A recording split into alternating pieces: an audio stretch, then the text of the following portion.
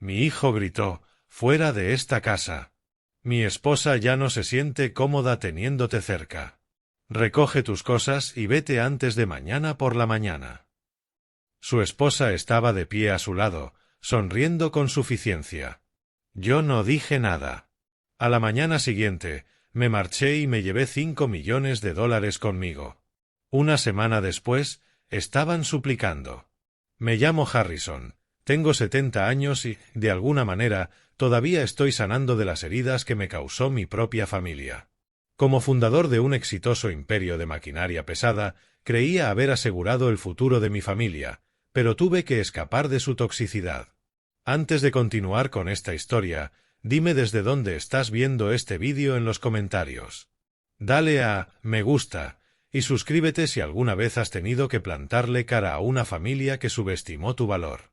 Crecer en Austin, Texas, no significó vivir con privilegios para mí, pero dentro de la enorme casa construida a medida que finalmente pude proporcionarle a mi hijo, una frialdad emocional impregnaba cada rincón. Nuestra inmensa vivienda, con su césped perfectamente cuidado y sus lujosas comodidades, se había convertido en una fortaleza de arrogancia y privilegios que yo jamás había pretendido construir. El pesado golpe de la mano de mi hijo contra la sólida mesa de roble del comedor resonó por toda la enorme y silenciosa casa. Aquel sonido, seco y violento, pareció vibrar directamente dentro de mis huesos. Me quedé mirando el lugar donde su mano perfectamente cuidada descansaba sobre la madera pulida. Mi hijo Bradley no había realizado ni un solo día de trabajo físico duro en sus 35 años de vida. Sus manos eran suaves, impecables y mimadas. Las mías, apoyadas tranquilamente sobre mi regazo, eran un mapa de cicatrices profundas, callos permanentes y nudillos deformados. «¡Fuera de esta casa!», gritó Bradley, con la voz quebrándose ligeramente mientras intentaba imponer una autoridad que en realidad no poseía. «Mónica ya no se siente cómoda teniéndote cerca. Estás arruinando nuestra tranquilidad. Recoge tus cosas y vete antes de mañana por la mañana». Lentamente aparté la mirada de su mano suave y la dirigí hacia el rostro de mi nuera. Mónica estaba medio paso detrás de él, con los brazos cruzados a la defensiva sobre el pecho, pero sus ojos contaban una historia completamente distinta. No estaba incómoda. Estaba exultante. Una sonrisa cruel y victoriosa se dibujaba en las comisuras de sus labios mientras observaba cómo asimilaba la traición de mi propio hijo. Sus dedos subieron distraídamente hasta acariciar el exquisito collar de diamantes que descansaba sobre su clavícula. Era exactamente el mismo collar de $20,000 que yo le había comprado apenas el mes anterior por su cumpleaños. Lo compré porque Bradley me dijo que se sentía insegura y necesitaba un recordatorio de que era una parte valorada de la familia Cole. Y ahora llevaba puesta mi generosidad mientras ayudaba a su marido a echarme a la calle. La increíble desfachatez de aquel momento quedó suspendida en el aire, pesada y asfixiante. Aquella no era una casa cualquiera. Era la propiedad valorada en varios millones de dólares que yo había pagado íntegramente, y aquella mesa, la misma que Bradley acababa de golpear con semejante falta de respeto e ingratitud, era el primer mueble que mi difunta esposa Marta y yo habíamos comprado juntos. Recordé aquella abrasadora tarde de julio de hacía 40 años, cuando entregué un fajo de billetes arrugados y manchados de grasa procedentes de mi primera semana trabajando en turnos dobles. Compré aquella mesa porque quería que mis futuros hijos tuvieran un lugar sólido donde comer, reír y crecer seguros. Durante 4 décadas respiré vapores tóxicos de diésel, tragué polvo de obra y me destrocé la espalda construyendo Cole Heavy Machinery. Empecé con un único tractor oxidado que reparé yo mismo bajo el despiadado calor de Texas.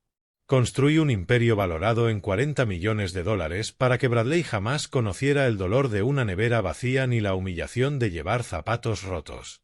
Sacrifiqué mi juventud, mi energía y, finalmente, mi propia salud para construirle un reino, y allí estaba él, de pie en el centro del castillo que yo había levantado, ordenándole al rey que se marchara al exilio.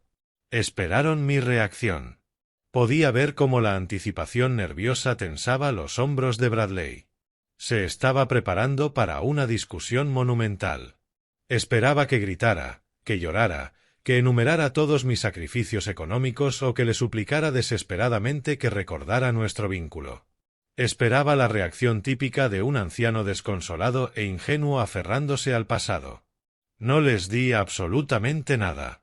No derramé ni una sola lágrima. No levanté la voz ni lo más mínimo. Simplemente miré a mi hijo, viéndolo de verdad por primera vez como el extraño codicioso y sin alma en el que había decidido convertirse. Entonces asentí una sola vez. Me levanté lentamente.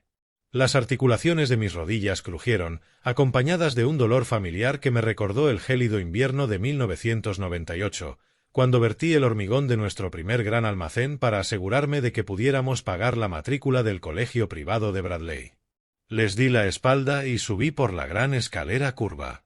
El silencio que dejé tras de mí era mucho más ensordecedor que cualquier grito que hubiera podido lanzar. Entré en mi habitación y saqué del armario una única y desgastada bolsa de viaje de cuero. No guardé los trajes caros ni los relojes de lujo que me habían regalado utilizando mi propio dinero. Metí 3 mudas de ropa sencilla, mis artículos básicos de aseo y una fotografía enmarcada de Marta. Eso era todo lo que realmente necesitaba. Cerré la cremallera de la bolsa, cuyo sonido resonó con fuerza en aquella habitación enorme y silenciosa. Cuando volví a bajar las escaleras y me dirigí directamente hacia la puerta principal, ellos seguían de pie en el comedor, ligeramente confundidos por mi absoluta falta de resistencia. De verdad creían que habían ganado. Pensaban que habían conseguido quebrarme y que yo me retiraba completamente derrotado. Salí al fresco aire nocturno de Austin. La pesada puerta principal de roble se cerró con un clic a mi espalda, separándome de la vida que había conocido. Bajé por el largo camino de entrada hacia mi vieja y fiable camioneta Ford. Era el único vehículo que realmente me importaba, en marcado contraste con los coches deportivos de lujo importados que ocupaban el garaje de varios vehículos de Bradley. Lancé mi bolsa de cuero sobre el asiento del acompañante y me senté al volante. El olor familiar del cuero desgastado y del aceite de motor viejo me devolvió a la realidad. Respiré hondo y lentamente. El profundo dolor de haber perdido a mi hijo seguía allí, enterrado en lo más profundo de mi pecho, pero lo empujé hacia la oscuridad. No podía permitirme llorar su pérdida en ese momento. El dolor debilita a un hombre, y yo necesitaba estar más afilado que una cuchilla. Metí la mano en el bolsillo de la chaqueta y saqué mi teléfono. Mi pulgar lleno de callos recorrió la pantalla y abrió mi aplicación bancaria privada, altamente protegida y cifrada. La luz azul de la pantalla iluminó las profundas cicatrices de mis manos. Navegué por los menús digitales hasta llegar al terminal principal de las cuentas corporativas de Cole Heavy Machinery. Localicé la cuenta fiduciaria oculta específica llamada Geraisen Ventures. Era la cuenta donde Bradley y Mónica creían haber escondido astutamente la reserva líquida de $5 millones de la empresa. Creían que estaba completamente bajo su control, que era imposible de rastrear y que podían vaciarla cuando quisieran para financiar su lujoso y parasitario estilo de vida lejos de mi supervisión. Habían subestimado gravemente al hombre que construyó el sistema que intentaban robar. Abrí la interfaz oculta de anulación del fundador. Una solicitud de seguridad pidió mi huella biométrica y un segundo código de acceso. Proporcioné ambos sin que me temblara la mano. La última advertencia apareció en la pantalla con grandes letras en negrita: iniciar protocolo de recuperación de emergencia. Esta acción no puede ser revertida por usuarios secundarios. Levanté la vista a través del parabrisas hacia las enormes ventanas iluminadas de la propiedad. Podía distinguir las siluetas de Bradley y Mónica en la cocina, probablemente sirviéndose una copa de champán caro para celebrar su brillante victoria sobre el anciano ingenuo.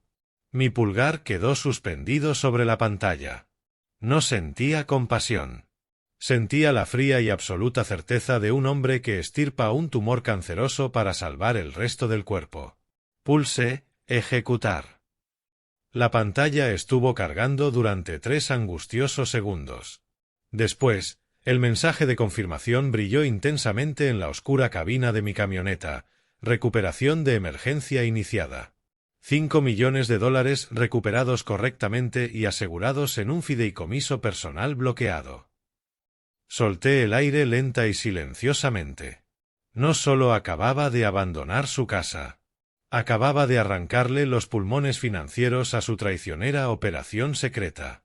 Estaban celebrando dentro de una mansión que ya no podían permitirse, bebiendo champán comprado con líneas de crédito que estaban a punto de quedar congeladas para siempre. Giré la llave del contacto. La vieja camioneta Ford cobró vida con un rugido profundo y poderoso que ahogó el silencio del acomodado vecindario. Metí una marcha y me alejé, dejando atrás en la oscuridad a mi traicionero hijo y a su esposa sonriente. Pensaban que me habían superado en inteligencia, pero para comprender de verdad cómo llegamos a aquel punto de destrucción absoluta y porque tuve que pulsar aquel botón para arruinar a mi propio hijo, tenemos que retroceder en el tiempo. Tenemos que volver exactamente 3 meses atrás, a una tarde aparentemente inocente y a una sencilla mentira sobre una cinta métrica que terminó desmoronando todo mi mundo. 3 meses antes, mi vida parecía tan sólida como las vigas de acero que mi empresa levantaba hacia el cielo. No tenía ningún motivo para sospechar que los cimientos de mi familia se estaban resquebrajando bajo mis botas de trabajo. Era un martes de finales de octubre. El calor de Texas había cedido ante un frío fresco y agradable que hacía que un hombre apreciara el café caliente y el rugido de un motor diésel. Pasé la mañana en una nueva obra de Austin inspeccionando excavadoras. Me gustaba estar sobre el terreno. Me gustaba el olor de la tierra removida y el estruendo de los martillos neumáticos. Me recordaba que seguía siendo el hombre que había construido Cole Heavy Machinery con una caja de herramientas y la negativa absoluta a seguir siendo pobre. Aquella tarde, un retraso logístico nos obligó a detener las operaciones. En lugar de ir a la oficina corporativa, me fui directamente a casa. Sentía un dolor profundo en los huesos y quería un poco de tranquilidad antes del ajetreo de la tarde. No avisé de que iba. Era mi casa. Nunca había sentido la necesidad de anunciar mi llegada. Subí por el largo camino de entrada mientras la grava crujía bajo los neumáticos. La enorme propiedad estaba en silencio. La extensa arquitectura colonial, con sus columnas impecables y sus jardines perfectamente cuidados, contrastaba radicalmente con las caóticas obras donde pasaba mis días. Subí los escalones de la entrada, sacudí el barro seco de mis botas de cuero y abrí la puerta de caoba. El aire acondicionado del recibidor me envolvió. Todo el interior estaba impecable, cuidadosamente decorado por Mónica para parecer la portada de una revista de lujo. Los suelos de mármol brillaban con la luz de la tarde y las obras de arte moderno colgaban perfectamente rectas. Era un lugar hermoso, pero muchas veces parecía más un museo inmaculado que un hogar acogedor. Dejé el casco en el banco de la entrada y avancé en silencio por el pasillo principal hacia la parte trasera de la casa. Mi despacho privado de la planta baja estaba justo después del salón principal. Era la única habitación de toda la mansión que todavía sentía verdaderamente mía. Estaba llena de planos antiguos y contenía el pesado escritorio de roble que utilizaba desde los años 90. Era mi refugio. Al acercarme a las pesadas puertas dobles de mi despacho privado, escuché un extraño pitido electrónico muy agudo. Fue un sonido corto y seco, seguido del leve ruido de alguien moviéndose dentro. Me detuve en seco, con todos mis instintos en alerta. Nadie debía entrar en mi despacho. Mónica tenía su propio y enorme despacho en la planta superior y Bradley rara vez llevaba trabajo ejecutivo a casa. Me acerqué, apoyé la mano sobre la madera fría de la puerta y la abrí apenas una rendija. A través del estrecho hueco vi a mi nuera Mónica de pie en el centro de la habitación sosteniendo un medidor láser profesional. Apuntaba el brillante haz rojo de un lado a otro de la habitación, consultaba la pantalla digital y anotaba cifras en un cuaderno de cuero. Estaba completamente absorta en su tarea secreta, con el ceño fruncido por la concentración. La observé durante un largo momento mientras una sensación de inquietud se instalaba pesadamente en mi estómago. ¿Por qué estaba calculando las dimensiones exactas de mi espacio privado? Abrí la puerta por completo y las bisagras chirriaron. Mónica dio un salto y se giró con un fuerte sobresalto. El medidor cayó ruidosamente sobre el suelo de madera. Durante una fracción de segundo, el color desapareció de su rostro y un destello de auténtico pánico le abrió los ojos de par en par. Pero Mónica era, ante todo, una actriz extraordinaria. En una fracción de segundo, el pánico desapareció y fue sustituido por una sonrisa ensayada. «Harrison», dijo con una voz empalagosa y artificialmente dulce, «me has asustado. Has vuelto muy temprano hoy». No le devolví la sonrisa. Entré en la habitación y desvié la mirada desde el medidor caído hasta el pequeño cuaderno que sujetaba con fuerza entre las manos. «¿Qué haces en mi despacho, Mónica?», pregunté con voz tranquila, aunque impregnada de una autoridad inconfundible.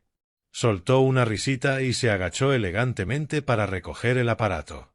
«Oh, quería darte una sorpresa», dijo, apoyando suavemente una mano sobre mi antebrazo. «Bradley y yo estuvimos hablando anoche de lo mucho que has estado trabajando últimamente. Siempre te quejas de que te duelen las articulaciones después de un día largo en las obras.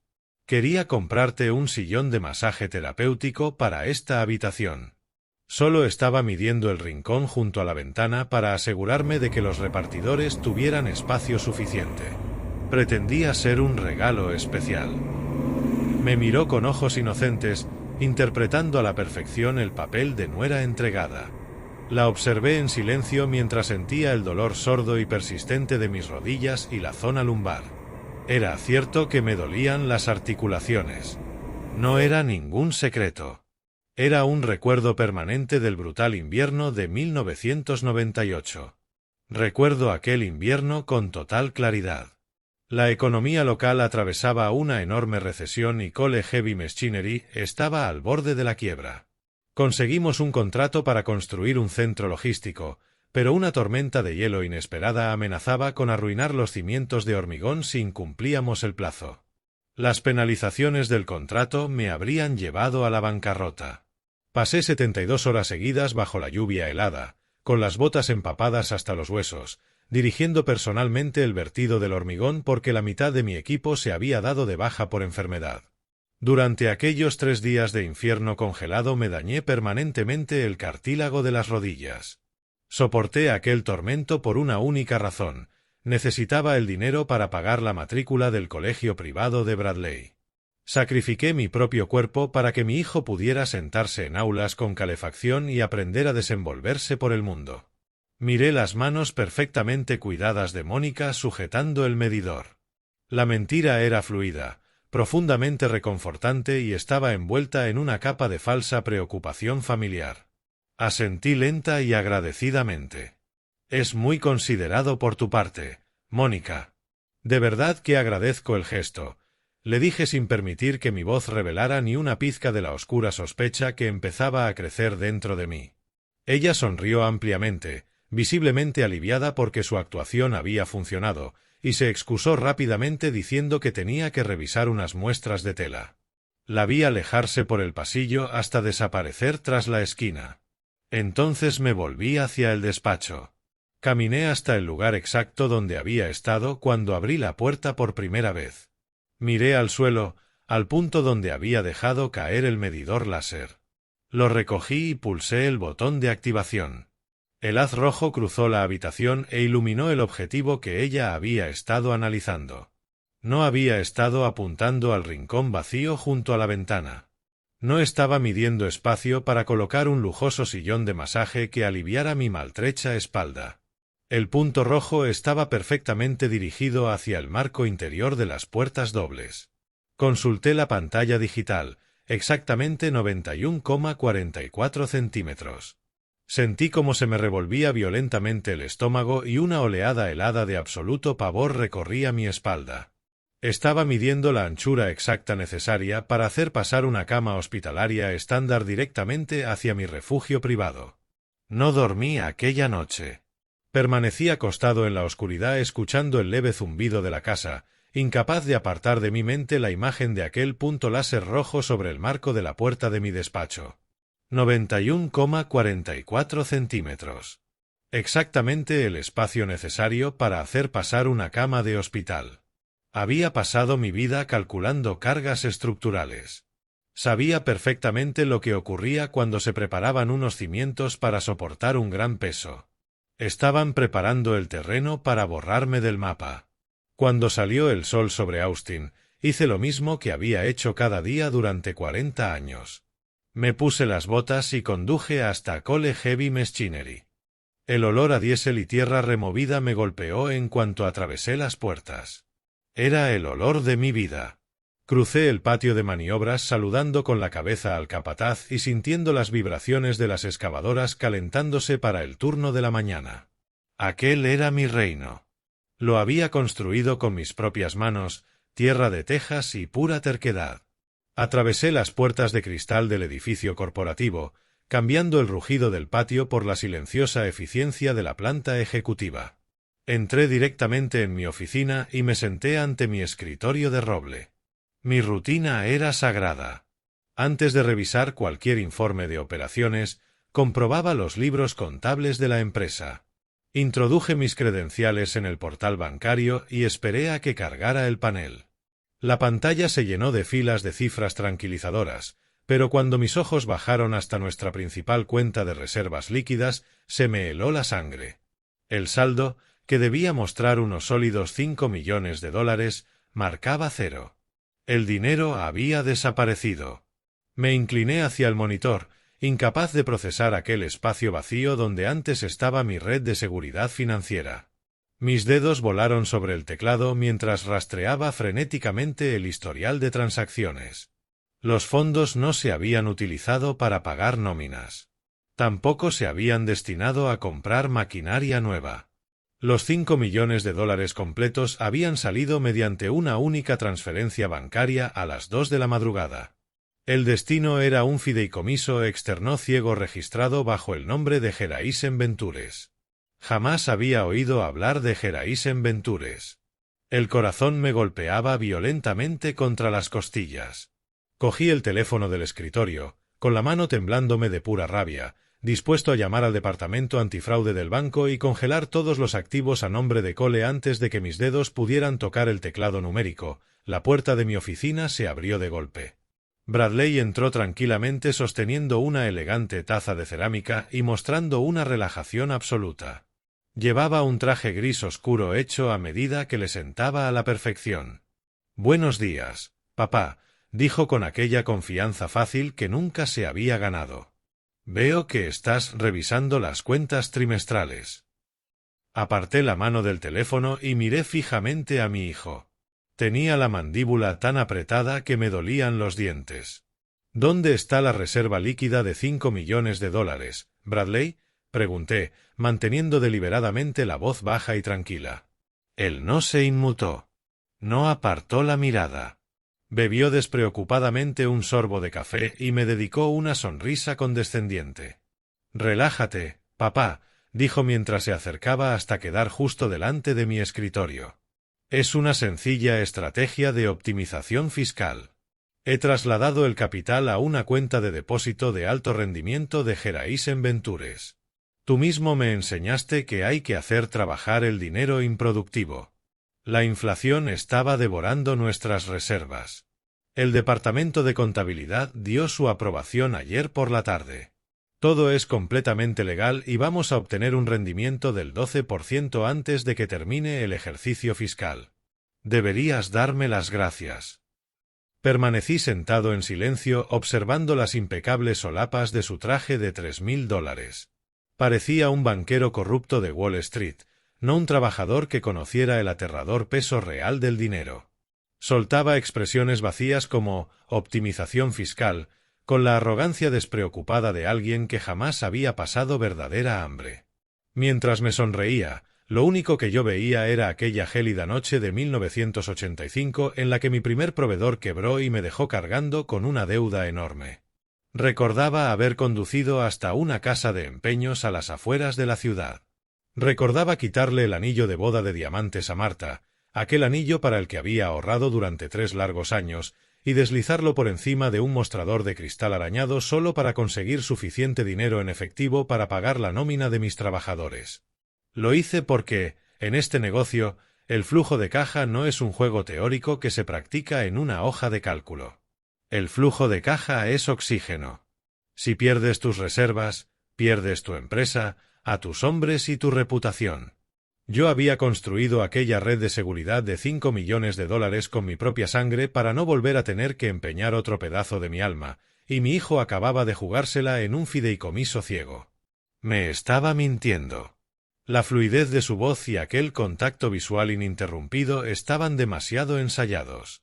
La misma mujer que había estado midiendo el marco de la puerta de mi despacho para meter una cama de hospital estaba casada con el hombre que acababa de trasladar los ahorros de toda mi vida a las sombras. Estaban coordinando un ataque de gran envergadura. Si gritaba, si exigía que devolvieran inmediatamente el dinero, revelaría por completo mis cartas. Le demostraría que sabía exactamente lo que estaba haciendo. Necesitaba que creyera que su engaño perfecto había funcionado. Obligué a mis hombros a relajarse. Solté un largo y pesado suspiro, interpretando magistralmente el papel del anciano agotado y anticuado que simplemente estaba demasiado cansado para seguir el ritmo de las finanzas modernas. «Tienes razón», murmuré, frotándome las sienes como si acabara de sufrir un repentino dolor de cabeza. «Tienes razón, Bradley. Simplemente estoy acostumbrado a hacer las cosas a la antigua. Si contabilidad lo ha aprobado, supongo que está bien. Solo manténme completamente informado sobre los informes de rentabilidad». La sonrisa de Bradley se ensanchó hasta convertirse en una expresión de victoria absoluta. «Por supuesto, papá», dijo girándose hacia la pesada puerta de cristal. «No te preocupes por nada. Lo tengo absolutamente todo bajo control. Tú concéntrate simplemente en descansar». Salió y cerró la puerta a su espalda. Me quedé solo en la silenciosa oficina, con la sangre hirviendo bajo una claridad fría y aterradora.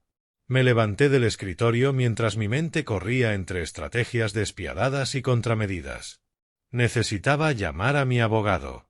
Necesitaba auditar por completo Geraisen Ventures. Me giré hacia el pequeño aparador situado en la esquina para coger mi maletín privado de cuero, y al inclinarme vi algo muy extraño parcialmente oculto detrás del gran archivador. Era mi trituradora personal profesional de corte cruzado. Yo era la única persona que poseía la llave para utilizarla. Me acerqué y observé con atención las cuchillas de acero inoxidable. Atascada profundamente entre los afilados dientes metálicos había una tira perfectamente reconocible de papel grueso con marca de agua. Alguien había burlado por completo mi cerradura física de seguridad. Alguien había estado dentro de mi refugio privado en plena noche destruyendo desesperadamente documentos altamente confidenciales. Alguien había estado dentro de mi refugio privado en mitad de la oscuridad, destruyendo desesperadamente documentos altamente confidenciales. Me quedé mirando los dientes metálicos de la máquina mientras una fría certeza se asentaba profundamente en mi pecho. Se suponía que mi oficina era impenetrable. Yo era la única persona que tenía la llave física de aquella habitación, salvo por el juego maestro guardado en la caja fuerte corporativa. Caminé hasta la pesada puerta de caoba, agarré la manilla de latón y giré el cerrojo hasta oír un sólido y tranquilizador clic. Me acerqué a los ventanales que iban del suelo al techo, accioné el control automático de las persianas y bajé los gruesos estores hasta sumir la habitación en unas sombras tenues y protectoras. Necesitaba privacidad absoluta para descubrir que habían intentado ocultarme. Volví al aparador, me arrodillé sobre la moqueta y saqué lentamente el depósito de plástico de debajo de la trituradora profesional. Lo llevé hasta mi enorme escritorio de roble y vacié cuidadosamente todo su contenido sobre la madera pulida. Una montaña formada por miles de tiras irregulares de papel blanco cayó sobre el escritorio como una nevada de secretos. Aquello no era una limpieza rutinaria. Era una destrucción deliberada y meticulosamente calculada de pruebas fundamentales que claramente pretendían mantener para siempre fuera de mi alcance. Acerqué mi silla de cuero y me senté. Encendí la pequeña lámpara de lectura de latón, iluminando perfectamente el caótico montón de papel triturado. Durante 40 años me había ganado la vida examinando detalles que otros hombres pasaban por alto alegremente. Había dedicado décadas a estudiar complejos planos arquitectónicos, calcular tolerancias de cargas estructurales con precisión milimétrica y leer contratos jurídicos enrevesados para encontrar las trampas ocultas. Mi mente seguía estando más afilada que una hoja de acero forjado. Podía recordar los números de serie exactos de excavadoras que había comprado en los años 90. Podía nombrar a todos los capataces que habían trabajado alguna vez en una gran obra de Cole Heavy Machinery. Sin embargo, durante las últimas semanas había cometido un único error fatal. Le había comentado a mi hijo que sufría pequeños dolores de cabeza. No era nada grave. Simplemente era el resultado natural de la deshidratación tras pasar largas tardes bajo el brutal sol de Texas, unido al estrés de gestionar un enorme problema en la cadena de suministro. Mencioné los dolores de cabeza de manera casual durante una cena tranquila, simplemente como parte de una conversación normal entre padre e hijo. No sabía que les estaba entregando un arma cargada. Estaban tomando mi trivial agotamiento físico cotidiano y utilizándolo sistemáticamente para convertir mi propia edad en un arma contra mí. Comencé el proceso terriblemente lento de ordenar las tiras. Separé los fragmentos según las sutiles diferencias de textura del papel. Busqué con cuidado la tenue marca de agua característica del papel corporativo. Fui haciendo coincidir las curvas de las letras impresas, alineando fragmentos de tinta negra como un investigador forense reconstruyendo una escena del crimen. Pasaron las horas. La zona lumbar comenzó a latirme con un dolor sordo, familiar y pesado que se extendía desde la columna, pero lo ignoré completamente. No me levanté para estirar. Ni siquiera bebí agua. Me impulsaba una concentración oscura e implacable. El silencio dentro de la oficina cerrada era absoluto, interrumpido únicamente por el suave roce del papel contra la madera y el ocasional sonido de la cinta adhesiva transparente mientras fijaba las piezas que encajaban. El proceso fue absolutamente agotador. Pasaron casi 3 horas completas antes de que finalmente empezara a aparecer una imagen coherente sobre la superficie de mi escritorio. Me ardían literalmente los ojos de mirar aquellos diminutos fragmentos bajo la fuerte luz de la lámpara, pero me negué a detenerme hasta colocar firmemente la última tira irregular en su sitio. Me recosté pesadamente en la silla de cuero, solté un suspiro largo y entrecortado y observé el documento reconstruido. Era una carta formal de confirmación de varias páginas con el ornamentado emblema del Sterling Geological Institute, el centro médico privado más exclusivo y caro del estado. Leí el texto negro en negrita de la parte superior y sentí aquellas palabras como un golpe físico en el estómago. Se trataba de una cita médica confirmada para realizar una evaluación completa. El motivo declarado de la visita aparecía impreso en letras destacadas en el centro de la página: evaluación por deterioro cognitivo grave y demencia. Volví a leer lentamente la frase mientras mi mente se negaba por completo a aceptar la increíble desfachatez de aquellas palabras impresas. Deslicé el dedo hacia abajo hasta el apartado de información del paciente. Nombre del paciente: Harrison Cole. Fecha de nacimiento: verificada oficialmente. Historial médico: marcado como paciente con síntomas recientes de confusión grave, paranoia agresiva y pérdida persistente de memoria. De pronto, una oleada nauseabunda de profundo malestar recorrió todo mi cuerpo. No se estaban limitando a intentar robar mi capital líquido. Estaban construyendo activamente un historial médico completamente falso para arrebatarme por completo mi capacidad legal de decidir sobre mi propia vida. Continué leyendo la página reconstruida. Necesitaba saber exactamente quién había organizado aquella monstruosa violación. Justo en el apartado marcado como solicitante y representante médico principal, aparecía el nombre de la persona que había iniciado todo el proceso. Era Bradley Cole, mi propio hijo, el niño al que había llevado sobre los hombros durante nuestras excursiones de pesca de verano, el niño para cuya protección había levantado un imperio. Él mismo se había puesto en contacto con una clínica neurológica privada carísima y les había contado una historia completamente inventada sobre mi deterioro mental. Estaba preparando meticulosamente el terreno legal y médico para que me declararan totalmente incapaz de gestionar mi propia vida, y mucho menos una compañía internacional valorada en $40 millones. Los 5 millones de dólares robados no eran más que el movimiento inicial de una campaña mucho mayor y mucho más siniestra. Si conseguían etiquetarme oficialmente como enfermo de demencia grave, podrían activar automáticamente la cláusula de sucesión ejecutiva de los estatutos de mi empresa. Bradley asumiría inmediatamente el control absoluto e incuestionable de Cole Heavy Machinery y yo quedaría reducido a un indefenso tutelado legal, atrapado permanentemente bajo su estricta curatela. Sentí un sudor frío extendiéndose por mi frente mientras la magnitud de su traición adquiría forma en mi mente. Dirigí la mirada hacia la parte inferior del documento reconstruido, buscando la última pieza. La clínica exigía un formulario de consentimiento firmado para iniciar el agresivo proceso de evaluación y quedar exonerada de responsabilidades legales relativas a la privacidad del paciente y al consentimiento para los procedimientos. Miré fijamente la línea de la firma. Se me fue toda la sangre de la cara y quedé inmóvil dentro de la silenciosa oficina. Allí, perfectamente colocada sobre la línea de puntos, había una firma de autorización. No era una falsificación torpe. Tampoco era una imitación aproximada trazada por una mano nerviosa. Era exactamente mi firma característica, ejecutada a la perfección hasta en la presión precisa de la tinta y el ligero arrastre habitual de la pluma sobre la última letra de mi apellido. Era matemáticamente perfecta. Pero juraría sobre la tumba de mi difunta esposa y por cada gota de sangre que derramé para construir aquella empresa que yo jamás la había firmado. Coloqué cuidadosamente los fragmentos triturados de la carta de evaluación médica dentro de una gruesa carpeta de papel manila y la guardé bajo llave en mi maletín. El pulso retumbaba dentro de mis oídos como un tambor constante de traición y furia calculada. La falsificación perfecta de mi firma en aquel formulario de autorización de la clínica no era un hecho aislado.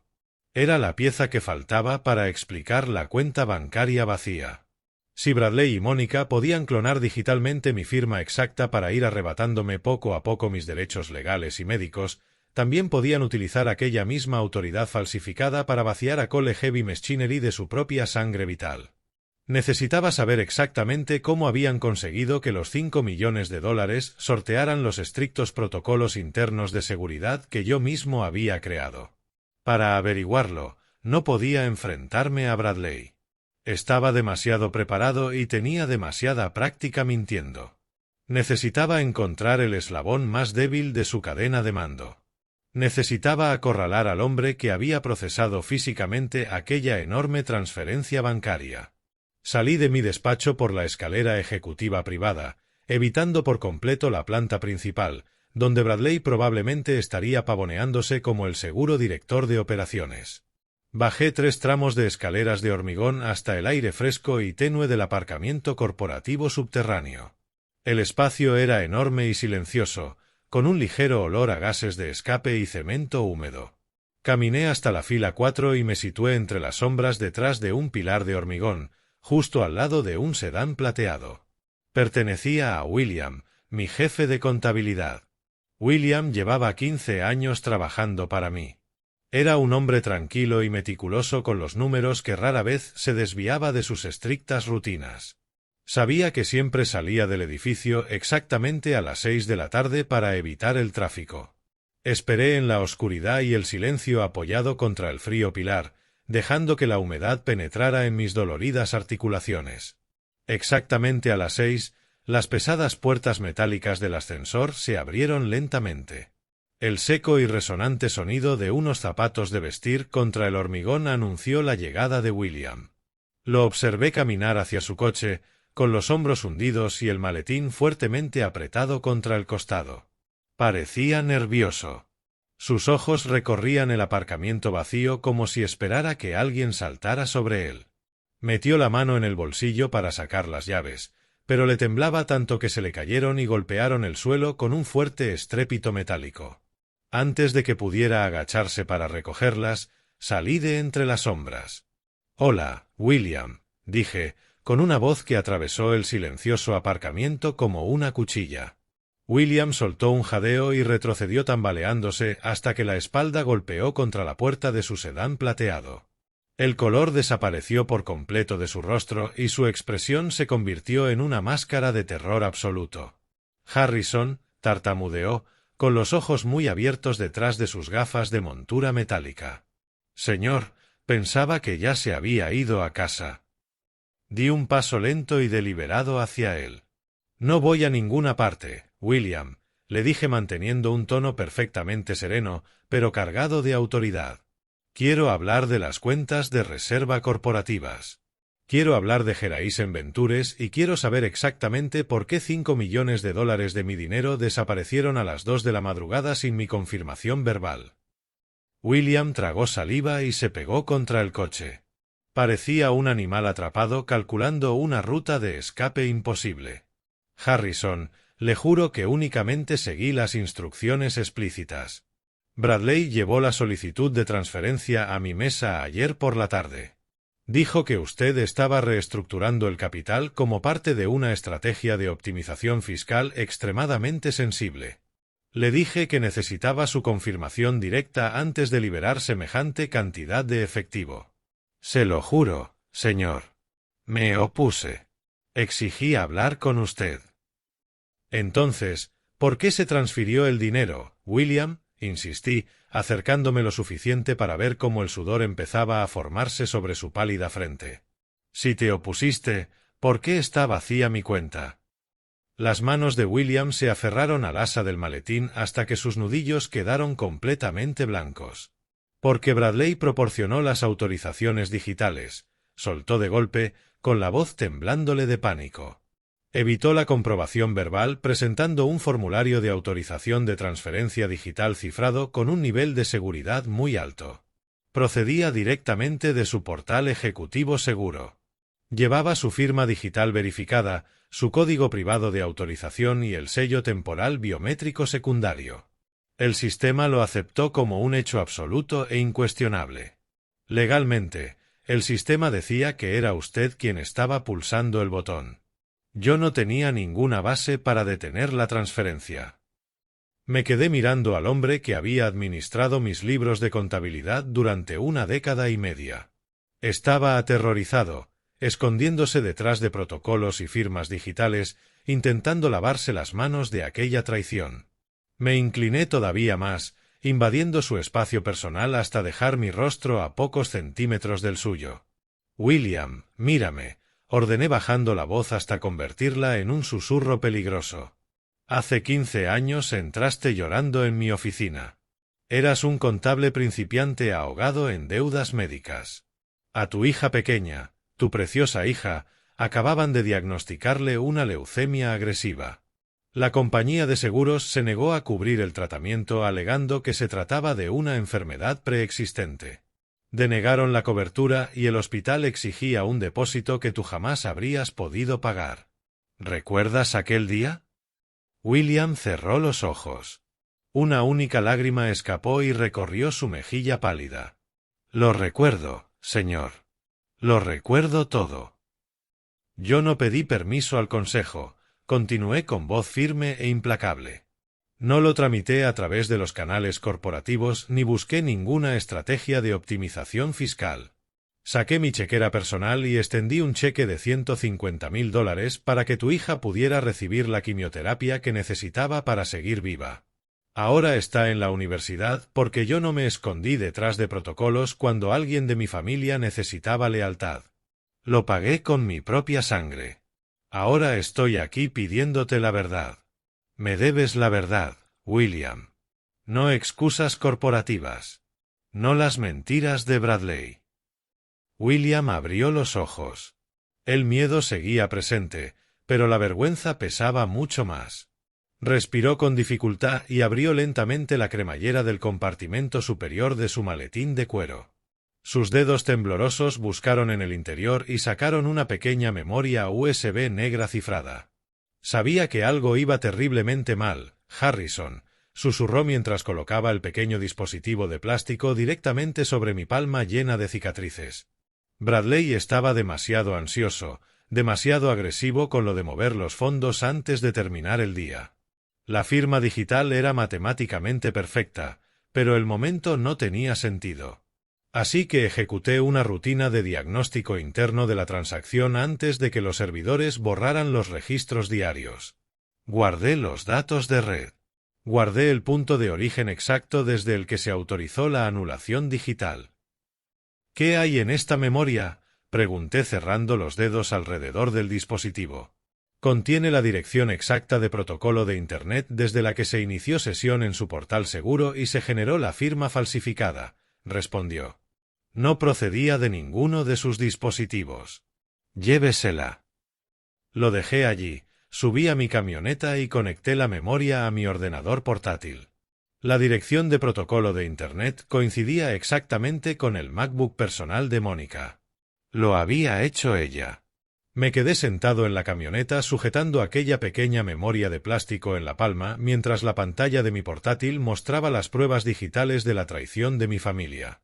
La dirección de protocolo de Internet me devolvía una certeza irrefutable que relacionaba directamente a Mónica con la firma falsificada y los $5 millones robados.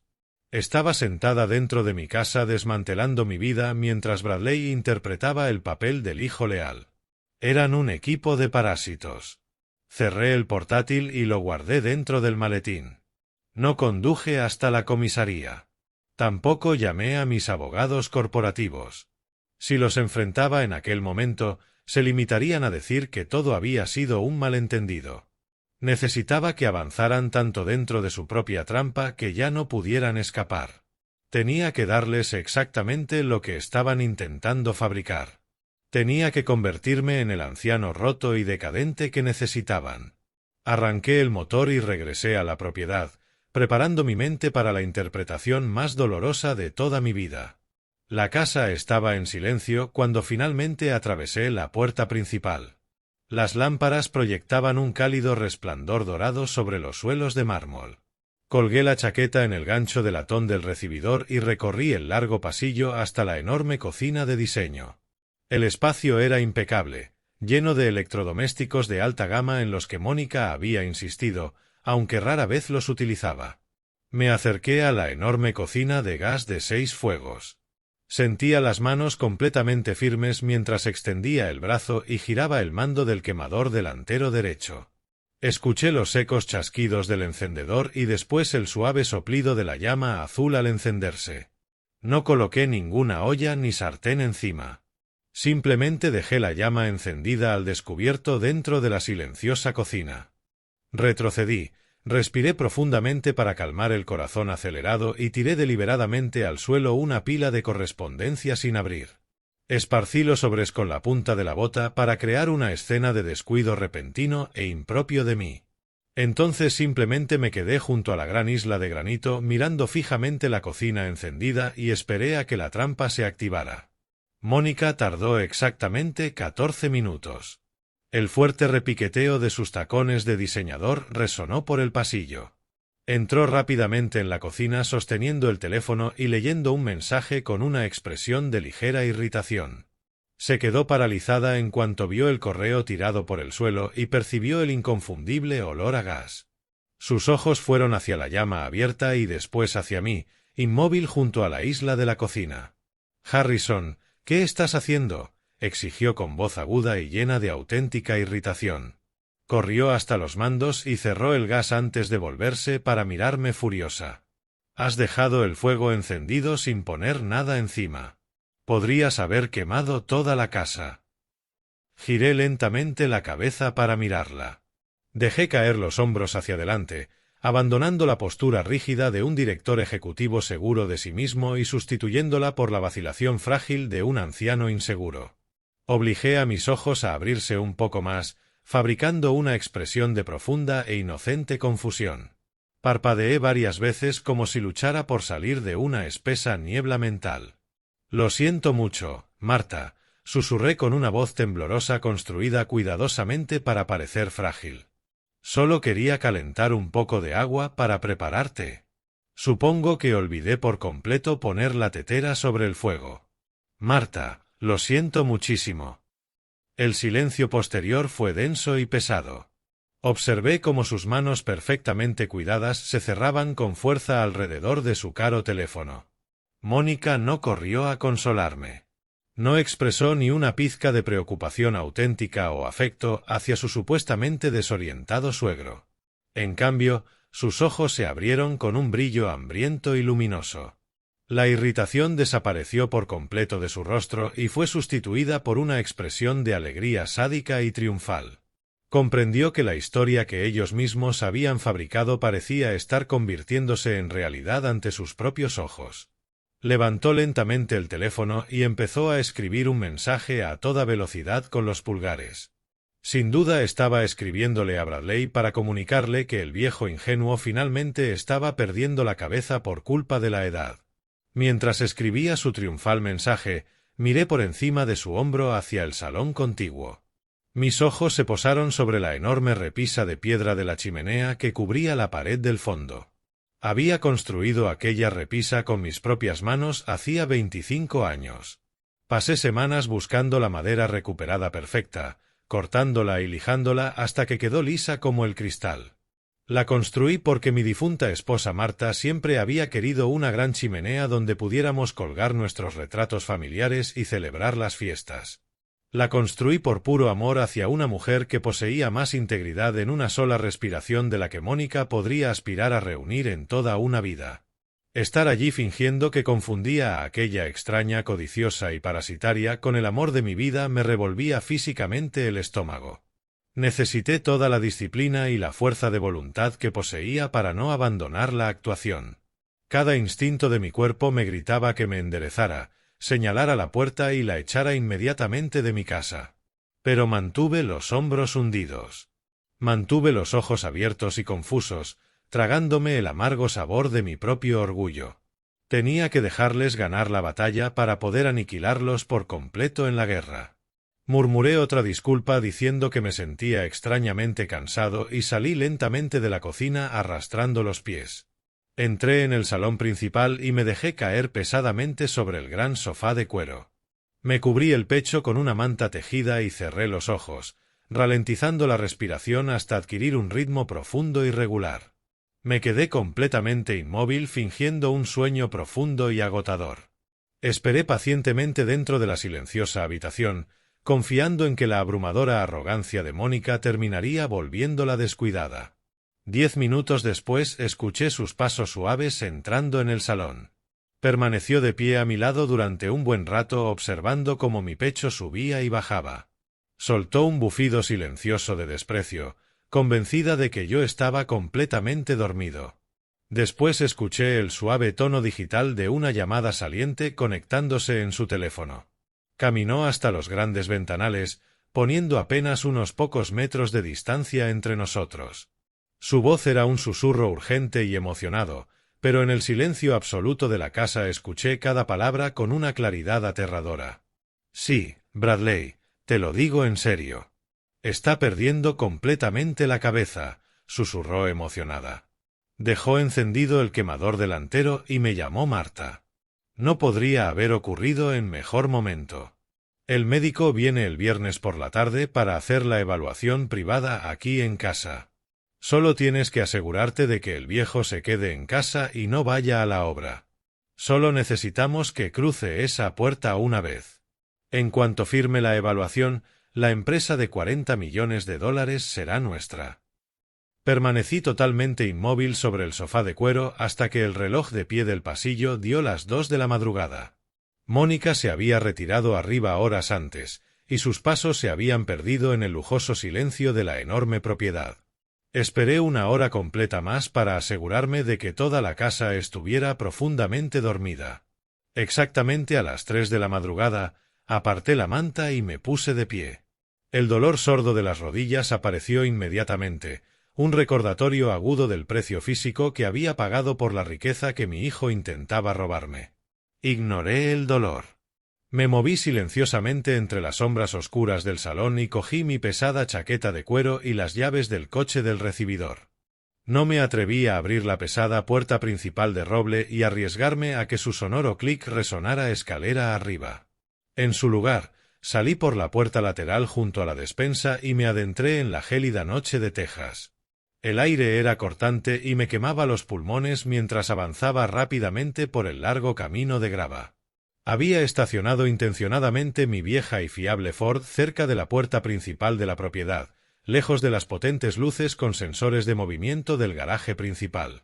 Entré en la cabina helada, giré la llave y dejé que el pesado motor diésel rugiera al cobrar vida. Me alejé de la fortaleza que había construido y conduje por las carreteras oscuras y sinuosas hacia las tranquilas afueras de Austin. Me dirigía a un restaurante de carretera, abierto las 24 horas situado junto a la autopista interestatal.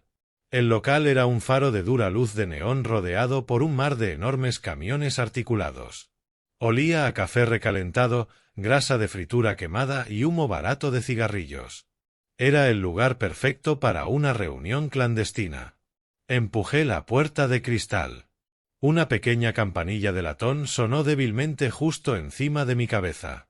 El restaurante estaba casi vacío, ocupado únicamente por unos cuantos camioneros agotados que bebían un café horrible. Pasé directamente junto al pegajoso mostrador y avancé hasta la última mesa, situada en el rincón más oscuro del local. Jonathan Reed ya estaba allí, bebiendo café negro de una taza blanca desconchada. Jonathan era mi principal abogado corporativo. Era un hombre despiadado, brillante y profundamente cínico, con una mente parecida a una trampa de acero. No le importaban las dinámicas familiares, los vínculos emocionales ni las cortesías sociales. A Jonathan solo le importaba ganar, y destruía a cualquiera que intentara tocar mis activos corporativos. Llevaba un impecable traje negro hecho a medida que resultaba completamente absurdo dentro de aquel restaurante, y su caro maletín de cuero descansaba a su lado sobre el asiento. Por teléfono sonabas como un hombre camino de su propia ejecución, Harrison, dijo Jonathan con voz plana y analítica. No me ofreció ningún saludo educado. Simplemente dejó la taza sobre la mesa y me miró con sus ojos fríos y calculadores. Me senté en el asiento opuesto. No voy camino de una ejecución, Jonathan. Me estoy preparando para llevar a cabo una. Metí la mano dentro de mi chaqueta de cuero y saqué la gruesa carpeta de papel manila que había guardado antes. La coloqué sobre la mesa de formica entre nosotros. Abrí la solapa y deslicé cuidadosamente el documento médico reconstruido hacia él. Jonathan tomó lentamente las páginas unidas con cinta adhesiva.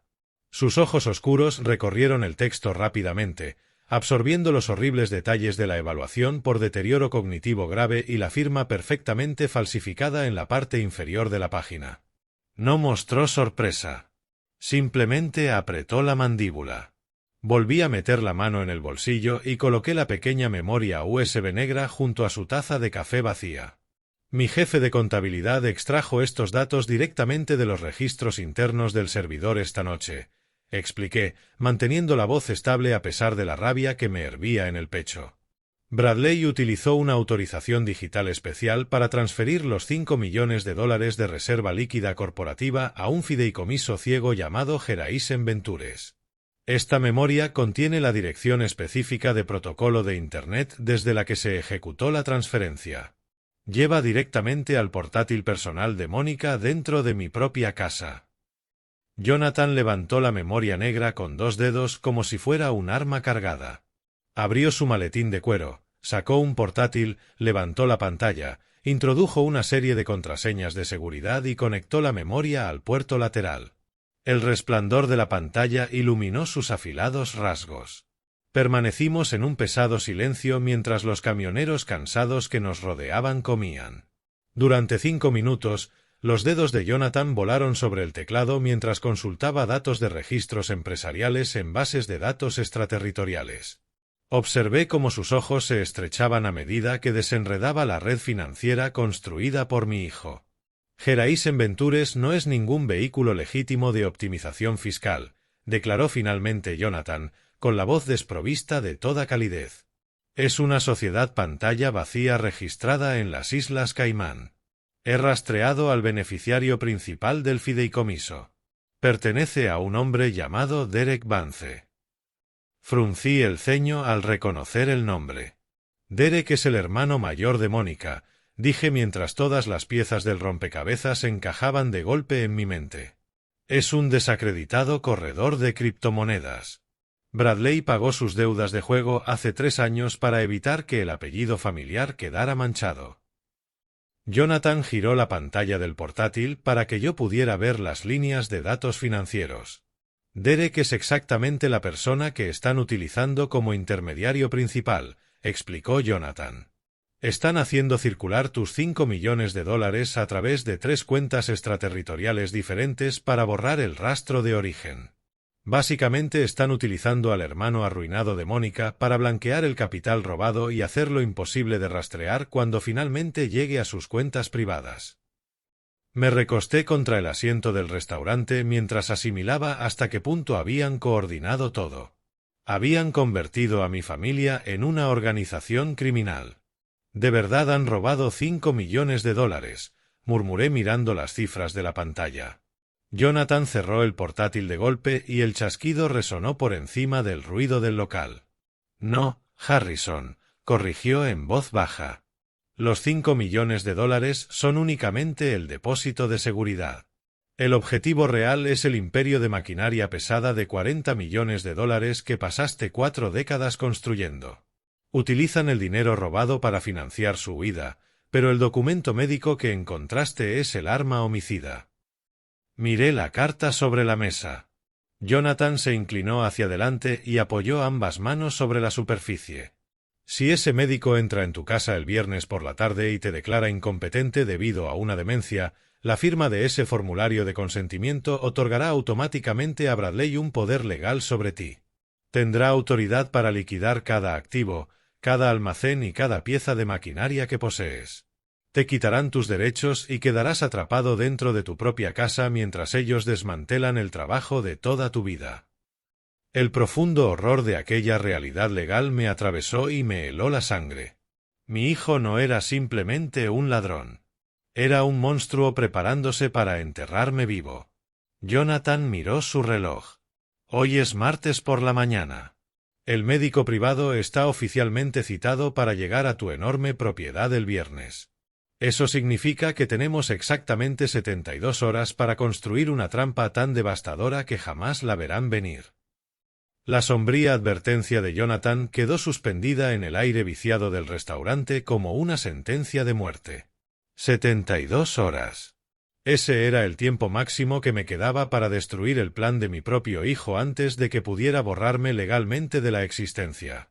Salí del restaurante de carretera justo cuando las primeras luces pálidas del amanecer comenzaban a abrirse paso sobre el horizonte de Texas. No regresé inmediatamente a la propiedad. En su lugar, conduje hasta una tienda altamente especializada en equipos de vigilancia electrónica situada en la zona industrial de Austin y esperé dentro de mi camioneta hasta que el propietario finalmente abrió las puertas. Entré y compré 3 microcámaras de tecnología avanzada. Estaban magistralmente camufladas como cargadores normales de teléfonos móviles. Se conectaban directamente a cualquier enchufe estándar y obtenían alimentación continua al mismo tiempo que grababan vídeo y audio en alta definición directamente en un servidor cifrado y seguro en la nube. Para un ojo no entrenado eran completamente invisibles. Regresé a la enorme mansión poco antes de las 9 de la mañana. Bradley ya se había marchado a la oficina corporativa, totalmente convencido de que su enorme transferencia estaba bien oculta en su cuenta clandestina de las Islas Caimán. Mónica había salido para asistir a una de sus absurdamente caras clases matutinas de pilates. La enorme casa estaba completamente vacía y me daba libertad total para trabajar. Entré en mi despacho privado de la planta baja, la misma habitación donde Mónica había estado midiendo a escondidas el marco de la puerta de mi futura prisión médica. Conecté el primer cargador en el enchufe situado directamente enfrente de mi viejo y pesado escritorio de roble, asegurándome de que el objetivo gran angular tuviera una vista perfecta y sin obstáculos de toda la habitación. Había pasado buena parte de mis 40 años aprendiendo a diagnosticar meticulosamente microfisuras invisibles en enormes motores de grúas industriales. Pasaba horas suspendido a más de 15 metros de altura utilizando equipos especializados de pruebas ultrasónicas para encontrar debilidades microscópicas dentro de sólidos bloques de acero antes de que toda la máquina colapsara bajo una carga pesada. Aquello exigía una paciencia enorme, una vista afilada y una comprensión profunda de las vulnerabilidades estructurales. Comparado con aquel trabajo técnico de ingeniería, Encontrar el ángulo invisible perfecto para desenmascarar a una rata correteando por mi propia casa era un juego de niños. Sabía exactamente dónde miraba la gente, sobre todo, donde nunca se molestaba en mirar. Bajé por el pasillo hasta el salón principal. Aquel era el centro de sus operaciones cotidianas, el lugar donde se burlaban despreocupadamente de mí mientras bebían caro vino importado. Localicé un enchufe bajo situado justo detrás de una mesa auxiliar decorativa, perfectamente colocado para captar el gran sofá de cuero y la repisa de piedra de la chimenea.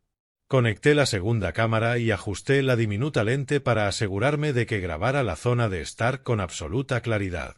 Finalmente entré en la enorme cocina de diseño. Elegí un enchufe situado justo encima de la isla de granito, al lado de la cafetera de diseño. Era exactamente el lugar donde a Mónica le gustaba ponerse para escribir frenéticamente a mi hijo cada vez que yo mostraba un momentáneo lapsus de memoria. Conecté el tercer y último cargador y comprobé 2 veces el indicador luminoso oculto. En menos de 20 minutos, mi casa estaba completamente vigilada y su lujosa fortaleza se había transformado en una trampa perfecta e imposible de esquivar. Pasé el resto del miércoles preparándome mentalmente para la interpretación de mi vida. Necesitaba ofrecerles una oportunidad tan absolutamente perfecta que no pudieran resistirse a morder el anzuelo. Necesitaba apartarme físicamente del tablero y dejarlos completamente sin supervisión para que ejecutaran los últimos pasos de su traición. El jueves por la mañana llegó bajo un cielo gris y cubierto. Bajé por la gran escalera llevando una enorme bolsa de lona descolorida llena de gruesas camisas de franela y botas pesadas para exteriores. Bradley y Mónica estaban sentados ante la isla de la cocina bebiendo café y hablando en voz baja. Dejaron de hablar bruscamente en cuanto mis botas tocaron el suelo de mármol. Hundí los hombros, retomando perfectamente la postura de un anciano profundamente agotado, débil y en decadencia. Entré en la cocina y dejé caer la pesada bolsa al suelo con un golpe fuerte y descuidado. Bradley miró la bolsa y después mi rostro, frunciendo el ceño con una preocupación mal fingida. —¿A dónde vas, papá? —preguntó mientras dejaba la taza sobre la encimera de granito. Solté un largo suspiro entrecortado y me froté las sienes como si estuviera luchando contra un fuerte y desorientador dolor de cabeza. —Me voy de viaje, Bradley —respondí con una voz temblorosa e insegura. —Voy a conducir hasta Colorado para pasar 3 días pescando en las montañas. Últimamente tengo la cabeza increíblemente nublada. No paro de olvidarme de cosas sencillas, como lo de la cocina la otra noche. Necesito un poco de aire fresco de montaña para despejarme.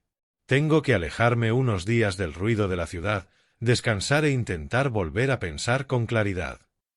Mónica y Bradley intercambiaron una mirada rápida como un relámpago. Era una expresión de euforia absoluta.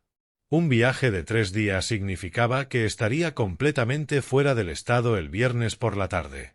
Significaba que convenientemente me perdería la evaluación neurológica privada que habían programado a escondidas, pero, más importante todavía, les proporcionaba la prueba perfecta e indiscutible de mi supuesto deterioro mental. ¿Qué director ejecutivo competente y racional abandona de repente una empresa de $40 millones un jueves por la mañana para conducir sin más hacia unas montañas heladas? Era exactamente la clase de comportamiento errático e impredecible que necesitaban desesperadamente presentar ante un juez para obtener un poder legal absoluto. —Me parece una idea maravillosa, papá —dijo Bradley poniéndose rápidamente de pie, incapaz de ocultar completamente la enorme descarga de adrenalina que recorría su cuerpo. Últimamente te estás exigiendo demasiado. Una tranquila salida de pesca es exactamente lo que necesitas para recargar las pilas. Ve a cuidarte y yo me ocuparé de todo aquí en la empresa. No te preocupes por absolutamente nada. Déjame ayudarte a llevar esa bolsa tan pesada hasta la camioneta. Corrió a coger la bolsa del suelo con el rostro prácticamente iluminado de entusiasmo tóxico. Lo seguí por la puerta principal y bajé por el largo camino de entrada. Mónica permaneció en el porche envolviéndose los hombros con su rebeca de cachemira y despidiéndose de mí con un dulce gesto de apoyo que me revolvió agresivamente el estómago. Bradley lanzó mi bolsa sobre el asiento del acompañante de mi vieja camioneta Ford y cerró firmemente la pesada puerta metálica. Giré la llave de contacto y dejé que el potente motor diésel cobrara vida con un rugido. Le dediqué a mi traicionero hijo una última sonrisa inexpresiva antes de alejarme lentamente de la imponente propiedad. Pero, desde luego, no conduje hacia Colorado. Recorrí exactamente unos 3,2 kilómetros por la carretera y aparqué en un motel barato junto a la carretera, sin ventanas. Pagué la habitación en efectivo, cerré la pesada puerta de madera detrás de mí y me senté ante el pequeño escritorio. Abrí el portátil, me conecté al servidor cifrado y esperé a que las cámaras en directo revelaran sus mentiras. Las paredes baratas de la habitación parecían cerrarse sobre mí mientras toda mi atención permanecía fijada en la pantalla luminosa del portátil. Durante 24 horas angustiosas me quedé sentado en un sillón descolorido, sobreviviendo a base de café negro y pura fuerza de voluntad. Observé las transmisiones en directo de mi propiedad, contemplando mi propia casa a través de la fría mirada de un sistema de vigilancia oculto. El jueves se convirtió en una noche inquieta y la mañana del viernes avanzó con una lentitud desesperante. Bradley y Mónica se movían por la casa con una tranquilidad repugnante, sin saber que cada uno de sus susurros estaba quedando grabado de manera segura. Estaban increíblemente seguros de su victoria perfecta. Exactamente a las 2 de la tarde del viernes, la cámara escondida en el enchufe del salón captó cómo se abría la pesada puerta principal de roble. Bradley estaba en la entrada dando la bienvenida con entusiasmo a un visitante. El hombre que cruzó el umbral no parecía un profesional de la medicina. No llevaba bata blanca ni tenía los ojos empáticos de un médico. Vestía un impecable traje gris oscuro hecho a medida, una corbata carmesí y zapatos Oxford pulidos que resonaban con pasos secos sobre el mármol. Llevaba un fino maletín de cuero, sujetándolo con la tensa postura de un asesino corporativo y no con la de un sanador. Bradley condujo al hombre hasta el centro del salón y le indicó que se sentara en los enormes sofás de cuero, perfectamente encuadrados por mi cámara oculta. Mónica bajó por la gran escalera vistiendo un discreto vestido azul marino que le daba una apariencia engañosamente respetable. Saludó al hombre con una sonrisa de complicidad. Se sentaron alrededor de la mesa de centro de cristal. Me acerqué a la pantalla del portátil con el corazón golpeándome las costillas. Esperaba que el hombre sacara instrumentos de diagnóstico. Esperaba una pantomima de entrevista médica sobre mis síntomas. En lugar de eso, colocó su fino maletín plano sobre la mesa de cristal y abrió los cierres de latón. No hizo ni una sola pregunta sobre mi salud. No preguntó dónde estaba.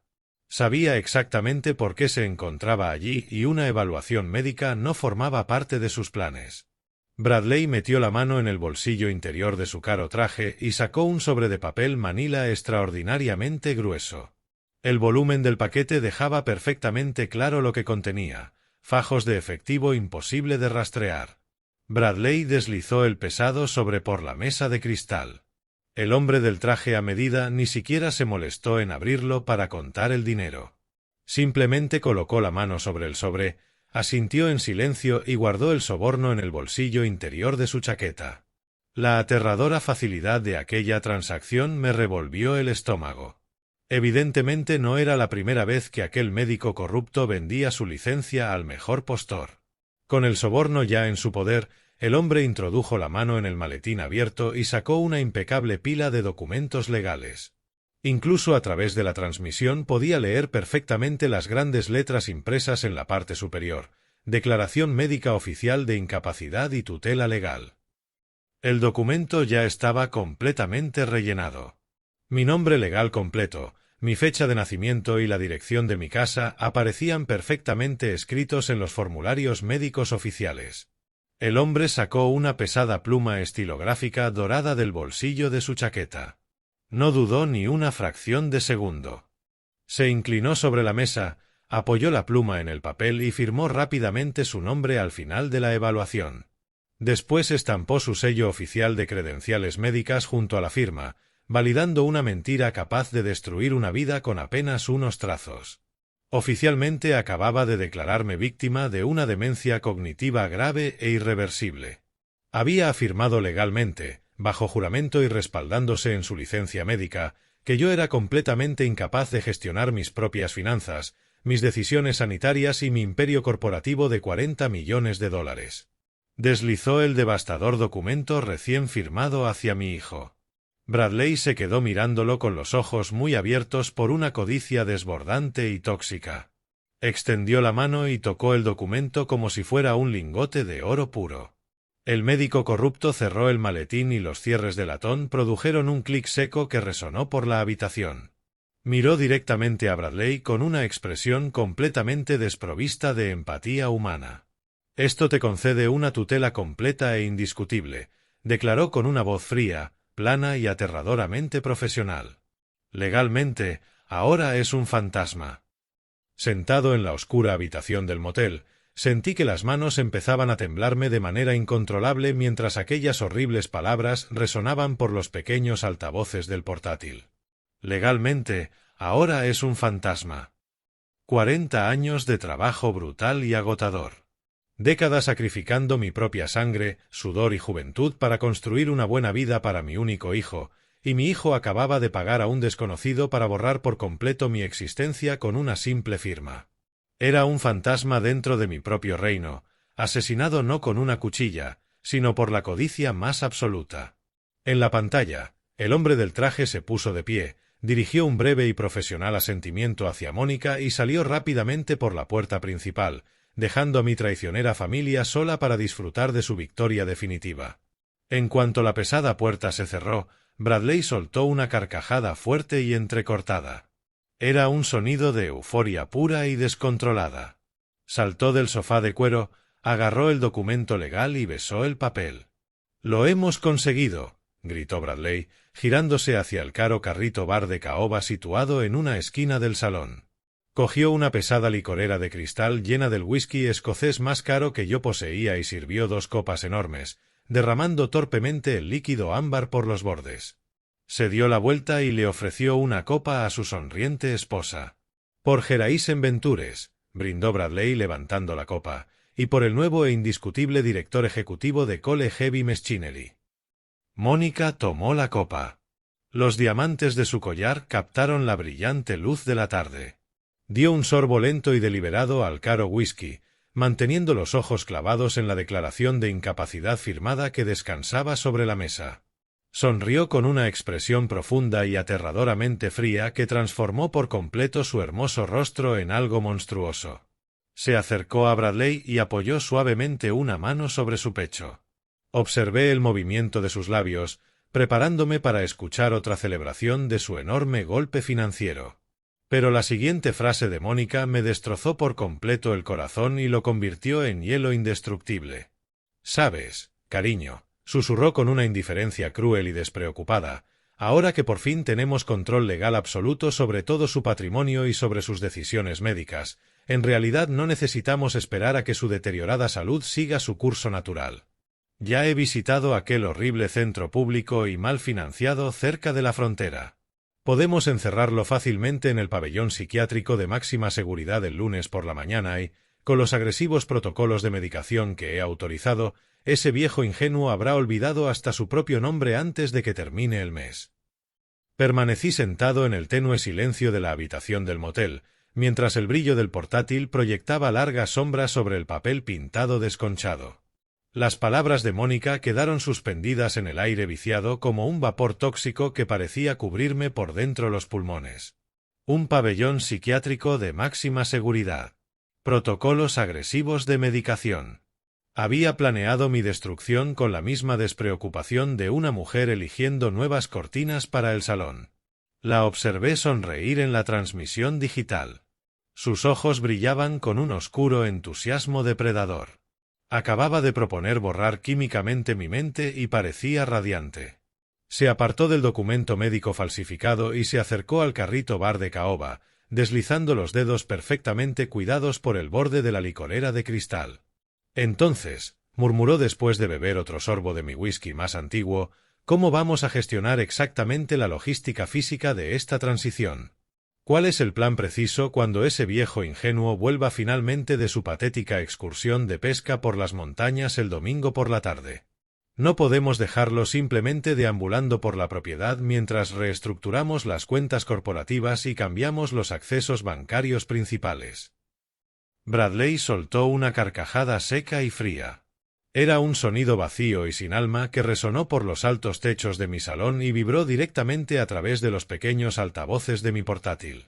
Era una risa completamente carente de empatía humana o afecto familiar. No le dejamos volver a entrar en casa, afirmó Bradley mientras hacía girar el líquido ámbar de su copa. En el mismo instante en que meta la camioneta en el camino de entrada, le entregamos sus maletas preparadas y lo echamos inmediatamente. Ya he reservado y pagado el transporte médico privado. Estarán esperando justo fuera de la entrada principal. Simplemente lo metemos directamente en la parte trasera del vehículo y lo mandamos allí. Mónica arqueó una ceja perfectamente perfilada mientras una leve sonrisa aparecía en sus labios. —¿Y estamos completamente seguros del centro que has elegido? —preguntó. —Tenemos que asegurarnos de que sea lo bastante seguro para mantenerlo callado mientras terminamos de hacernos con la empresa. No podemos permitir que llame al consejo de administración o que se ponga en contacto con sus agresivos abogados corporativos. Bradley bebió un largo trago y su rostro adquirió una expresión de arrogancia fría y calculadora. No te preocupes por sus abogados, Mónica. He elegido un centro público de tercer nivel situado en la peor zona de la ciudad. Es el barato, el lugar al que el condado envía a las personas bajo tutela del Estado que no tienen absolutamente ningún familiar que se preocupe por ellas. Está perfectamente desfinanciado y siempre les falta personal. No tienen teléfonos privados. No permiten visitas sin supervisión y desde luego no hacen caso a las quejas incoherentes de sus pacientes con demencia. De todos modos está completamente loco, así que ni siquiera sabrá distinguir nuestra propiedad de un centro público de internamiento. Bradley se recostó en el sofá de cuero con una expresión de victoria definitiva. No durará ni 6 meses allí. No durará ni 6 meses allí. La frase resonó una y otra vez dentro de la claustrofóbica habitación del motel. Me quedé mirando la representación digital de mi hijo, un hombre que compartía mi sangre, mi apellido e incluso algunos de mis rasgos físicos, pero que poseía un alma completamente extraña e irreconocible, mientras predecía con absoluta tranquilidad mi muerte rápida y miserable en un centro público abandonado. De pronto, un recuerdo poderoso y vívido surgió desde los rincones más profundos de mi mente. Era una noche brutal de invierno de hacía casi 35 años. Una enorme ventisca inesperada había enterrado la ciudad bajo casi 1 metro de hielo y nieve. La red eléctrica había fallado completamente, sumiendo nuestra pequeña primera casa en una oscuridad gélida. Bradley solo tenía 5 años. De pronto le había subido una fiebre aterradoramente alta que hacía que su pequeño cuerpo sufriera violentas convulsiones incontrolables. Las líneas telefónicas de emergencia estaban totalmente caídas y las carreteras eran completamente intransitables para cualquier vehículo. No dudé. Envolví a mi hijo, ardiendo de fiebre y al mismo tiempo congelado, en 3 capas de gruesas mantas de lana, lo sujeté firmemente contra mi pecho y eché a andar. Lo cargué sobre mis hombros a través de aquella ventisca cegadora y rugiente durante más de 6 kilómetros. El viento helado atravesaba mi abrigo como cuchillas de afeitar. La nieve me llegaba hasta los muslos y arrastraba mis piernas entumecidas con cada agotador paso. Me ardían los pulmones y los músculos me gritaban que me desplomara dentro de un banco de nieve, pero seguí avanzando. Atravesé aquel infierno congelado porque el pequeño y frágil niño pegado a mi pecho era todo mi mundo. Habría estado dispuesto a arrancarme el corazón con las manos y entregárselo si eso hubiera significado mantenerlo a salvo durante 1 hora más. Construí Cole Heavy Machinery derramando mi propia sangre y sacrificando mi juventud únicamente para garantizar que aquel niño jamás conociera el miedo frío y desesperado de la pobreza. Y ahora aquel mismo niño estaba de pie dentro de la magnífica casa que yo le había proporcionado, bebiendo el caro whisky que yo había comprado y calculando con entusiasmo cuánto tardaría en morir miserablemente. Me trataba como basura desechable, como un obstáculo temporal entre él y una recompensa de $40 millones. No veía a un padre que le había dado todo. Solo veía un peldaño, una molestia que debía quedar encerrada en un centro mugriento y mal financiado para pudrirse lentamente hasta morir. La magnitud de su traición era tan inmensa que trascendía completamente la ira humana normal. Había superado el terreno de la simple decepción y alcanzado un lugar de claridad absoluta y aterradora. El hijo al que yo había criado, el niño al que había amado con cada fibra de mi ser, ya no existía. Tal vez nunca había existido de verdad. Extendí lentamente mi mano derecha áspera y llena de cicatrices y la apoyé sobre la parte superior del portátil caliente. Ya no sentía el peso aplastante y paralizante de la tristeza. Las lágrimas ardientes que poco antes amenazaban con brotar habían desaparecido. El profundo y agonizante dolor de un padre traicionado se evaporó por completo dentro del aire viciado del motel y no dejó tras de sí más que el acero frío y forjado de un experimentado y despiadado director ejecutivo. El padre amable y compasivo que había cargado con su hijo enfermo a través de aquella brutal ventisca de invierno estaba oficialmente muerto, cruelmente asesinado por el mismo niño al que había luchado desesperadamente por salvar. Me incliné hacia adelante y cerré lentamente la pantalla del portátil. La máquina se cerró con un clic seco y definitivo. Las voces digitales de mi familia traicionera quedaron instantáneamente silenciadas, cortando bruscamente su repugnante celebración a mitad de frase. Me quedé solo dentro de la tenue y silenciosa habitación del motel mientras mi mente funcionaba con una eficiencia absoluta y aterradora. Metí la mano en el bolsillo del pesado abrigo, saqué el teléfono y marqué cuidadosamente un número privado de alta seguridad. La línea sonó exactamente 2 veces antes de que la voz cínica y calculadora respondiera al otro lado. «Jonathan», dije con una voz tan fría e implacable como una tormenta de invierno, «ha llegado el momento. Activa el protocolo del fundador». Jonathan no hizo preguntas. Me indicó que me reuniera con él en su despacho corporativo 45 minutos después. Guardé el teléfono en el bolsillo y me levanté del escritorio de la tenue habitación del motel. El aire parecía increíblemente ligero. Una enorme carga física acababa de desaparecer de mis hombros. Salí a la gélida noche, subí a la camioneta y conduje hacia el horizonte urbano de Austin. Utilicé mi tarjeta de acceso para atravesar los controles de seguridad del edificio corporativo y tomé el ascensor hasta la 42ª planta, entrando en la recepción de mármol del bufete de Jonathan. Él me esperaba dentro de su despacho de esquina, sentado detrás de un escritorio de caoba cubierto de pilas de documentos legales. «No podemos permitir que llame al consejo de administración o que se ponga en contacto con sus agresivos abogados corporativos». Bradley bebió un largo trago y su rostro adquirió una expresión de arrogancia fría y calculadora. «No te preocupes por sus abogados, Mónica. He elegido un centro público de tercer nivel situado en la peor zona de la ciudad. Es el barato, el lugar al que el condado envía a las personas bajo tutela del Estado que no tienen absolutamente ningún familiar que se preocupe por ellas. Está perfectamente desfinanciado y siempre les falta personal. No tienen teléfonos privados. No permiten visitas sin supervisión y desde luego no hacen caso a las quejas incoherentes de sus pacientes con demencia. De todos modos está completamente loco, así que ni siquiera sabrá distinguir nuestra propiedad de un centro público de internamiento». Bradley se recostó en el sofá de cuero con una expresión de victoria definitiva. «No durará ni 6 meses allí. No durará ni 6 meses allí».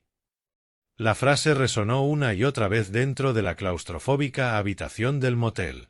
Me quedé mirando la representación digital de mi hijo, un hombre que compartía mi sangre, mi apellido e incluso algunos de mis rasgos físicos, pero que poseía un alma completamente extraña e irreconocible, mientras predecía con absoluta tranquilidad mi muerte rápida y miserable en un centro público abandonado. De pronto, un recuerdo poderoso y vívido surgió desde los rincones más profundos de mi mente. Era una noche brutal de invierno de hacía casi 35 años. Una enorme ventisca inesperada había enterrado la ciudad bajo casi 1 metro de hielo y nieve. La red eléctrica había fallado completamente, sumiendo nuestra pequeña primera casa en una oscuridad gélida. Bradley solo tenía 5 años. De pronto le había subido una fiebre aterradoramente alta que hacía que su pequeño cuerpo sufriera violentas convulsiones incontrolables. Las líneas telefónicas de emergencia estaban totalmente caídas y las carreteras eran completamente intransitables para cualquier vehículo. No dudé. Envolví a mi hijo, ardiendo de fiebre y al mismo tiempo congelado, en 3 capas de gruesas mantas de lana, lo sujeté firmemente contra mi pecho y eché a andar. Lo cargué sobre mis hombros a través de aquella ventisca cegadora y rugiente durante más de 6 kilómetros. El viento helado atravesaba mi abrigo como cuchillas de afeitar. La nieve me llegaba hasta los muslos y arrastraba mis piernas entumecidas con cada agotador paso. Me ardían los pulmones y los músculos me gritaban que me desplomara dentro de un banco de nieve, pero seguí avanzando. Atravesé aquel infierno congelado porque el pequeño y frágil niño pegado a mi pecho era todo mi mundo. Habría estado dispuesto a arrancarme el corazón con las manos y entregárselo si eso hubiera significado mantenerlo a salvo durante 1 hora más. Construí Cole Heavy Machinery derramando mi propia sangre y sacrificando mi juventud únicamente para garantizar que aquel niño jamás conociera el miedo frío y desesperado de la pobreza. Y ahora aquel mismo niño estaba de pie dentro de la magnífica casa que yo le había proporcionado, bebiendo el caro whisky que yo había comprado y calculando con entusiasmo cuánto tardaría en morir miserablemente. Me trataba como basura desechable, como un obstáculo temporal entre él y una recompensa de $40 millones. No veía a un padre que le había dado todo. Solo veía un peldaño, una molestia que debía quedar encerrada en un centro mugriento y mal financiado para pudrirse lentamente hasta morir. La magnitud de su traición era tan inmensa que trascendía completamente la ira humana normal. Había superado el terreno de la simple decepción y alcanzado un lugar de claridad absoluta y aterradora. El hijo al que yo había criado, el niño al que había amado con cada fibra de mi ser, ya no existía. Tal vez nunca había existido de verdad. Extendí lentamente mi mano derecha áspera y llena de cicatrices y la apoyé sobre la parte superior del portátil caliente. Ya no sentía el peso aplastante y paralizante de la tristeza. Las lágrimas ardientes que poco antes amenazaban con brotar habían desaparecido. El profundo y agonizante dolor de un padre traicionado se evaporó por completo dentro del aire viciado del motel y no dejó tras de sí más que el acero frío y forjado de un experimentado y despiadado director ejecutivo. El padre amable y compasivo que había cargado con su hijo enfermo a través de aquella brutal ventisca de invierno estaba oficialmente muerto, cruelmente asesinado por el mismo niño al que había luchado desesperadamente por salvar. Me incliné hacia adelante y cerré lentamente la pantalla del portátil. La máquina se cerró con un clic seco y definitivo. Las voces digitales de mi familia traicionera quedaron instantáneamente silenciadas, cortando bruscamente su repugnante celebración a mitad de frase.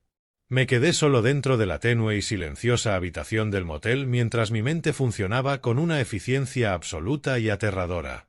Metí la mano en el bolsillo del pesado abrigo, saqué el teléfono y marqué cuidadosamente un número privado de alta seguridad. La línea sonó exactamente 2 veces antes de que la voz cínica y calculadora respondiera al otro lado. «Jonathan», dije con una voz tan fría e implacable como una tormenta de invierno, «ha llegado el momento. Activa el protocolo del fundador». Jonathan no hizo preguntas. Me indicó que me reuniera con él en su despacho corporativo 45 minutos después.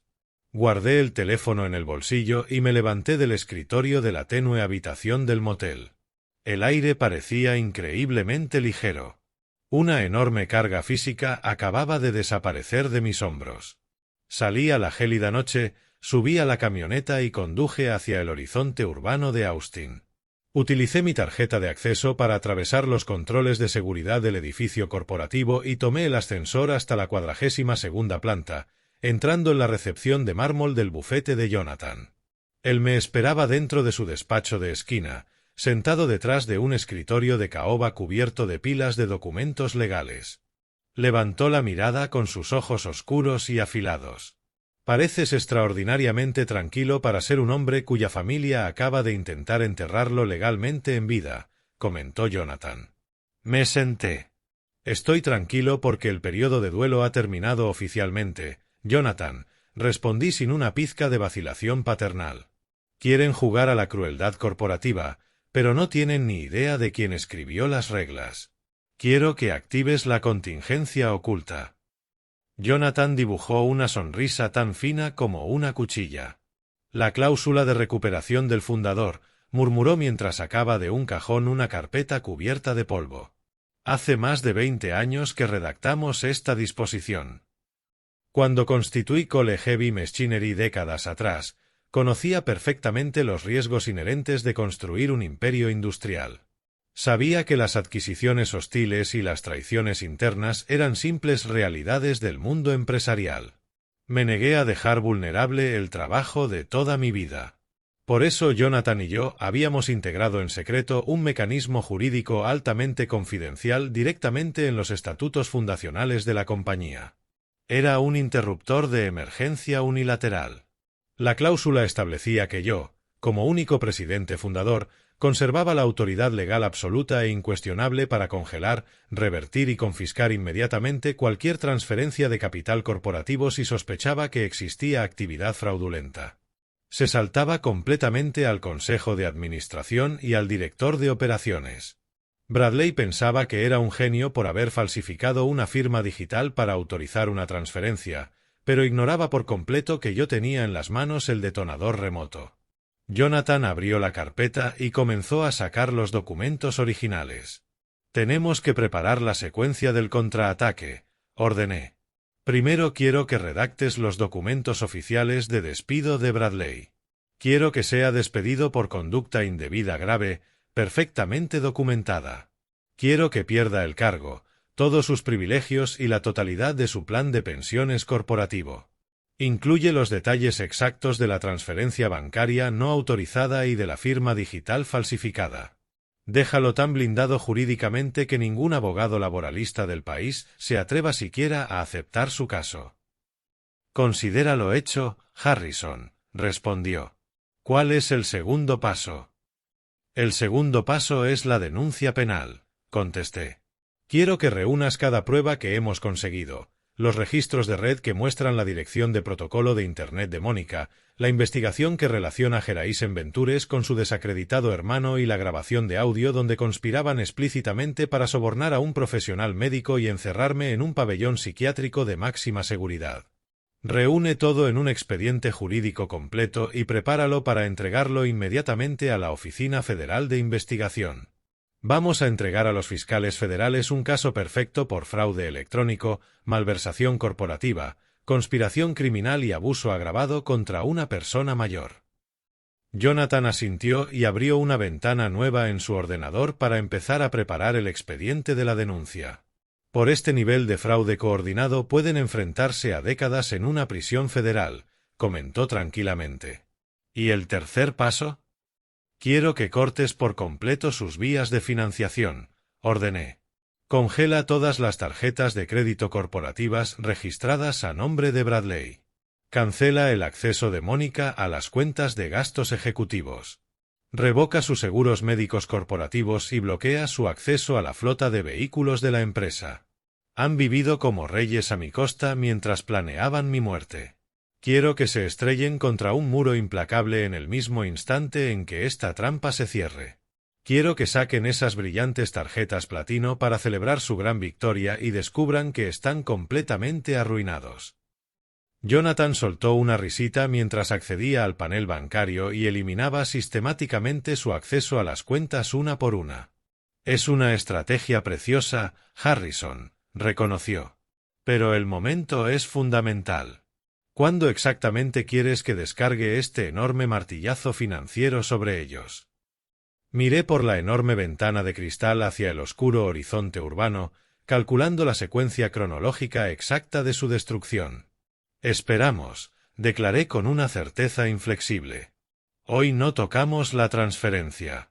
Tampoco cancelamos las tarjetas todavía. Si actuamos demasiado pronto, Bradley entrará en pánico y alegará que la transferencia fue simplemente un error contable. Mónica dirá que su hermano era únicamente un asesor temporal.